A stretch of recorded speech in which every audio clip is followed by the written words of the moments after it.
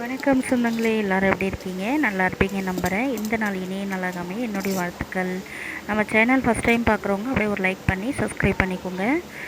இன்றைக்கி ஒரு முட்டைகோஸ் பொரியல் பண்ணிடலான்னு சொல்லிட்டு ஃப்ரெஷ்ஷாக வாங்கிட்டு வந்து முட்டைகோஸ் நல்லா நைஸாக நறுக்கிட்டேன். அதுக்கு ஒரே ஒரு வெங்காயம், கொஞ்சம் கருவேப்பிலை, ஒரே ஒரு பச்சை மிளகா.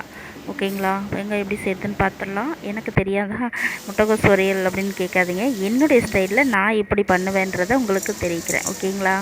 அப்படியே கடுகு உளுத்த பருப்புலாம் போட்டு நல்லா பொரிஞ்ச உடனே அப்படியே நம்ம வெட்டி வச்சுருக்க அந்த வெங்காயத்தையும் பச்சை மிளகாய் எல்லாத்தையும் போட்டு வதக்கிடலாம். அந்த வெங்காயம் வதங்கிறதுக்கு ஒரு ஸ்பூன் நல்லா சால்ட்டை போட்டுக்கலாம். ஏன்னா அப்போ தான் சீக்கிரமாக வெங்காயம் நமக்கு வதங்கி வரும்.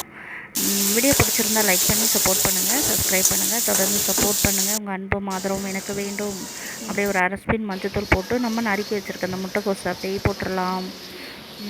முட்டைக்கோஸ் பொரியல் யாருக்கெல்லாம் பிடிக்குங்கிறத கமெண்ட் பாக்ஸில் கமெண்ட் பண்ணுங்கள். இந்த மாதிரி ஃப்ரெஷ்ஷாக வாங்கி செய்கிறதுல எனக்கு ரொம்பவே பிடிக்கும். நல்லா முட்டைக்கோஸ் நல்லா வதங்கி வந்துடுச்சு. கொஞ்சமாக தேங்காய் எடுத்து திருவி வச்சுருக்கேன். அந்த தேங்காவை இதை கூட சேர்த்துடலாம். நான் எப்போவுமே முட்டைக்கோஸில் முட்டை தாங்க போடுவேன். முட்டையும் மிளகும் போட்டு நல்லா பண்ணுவேன். பசங்க நல்லா விரும்பி சாப்பிடுவாங்க. பிடிச்சிருந்தால் லைக் பண்ணுங்கள், தொடர்ந்து சப்போர்ட் பண்ணுங்கள். ஓகேங்களா? மறக்காத சப்ஸ்கிரைப் பண்ணுங்கள். Bye friends.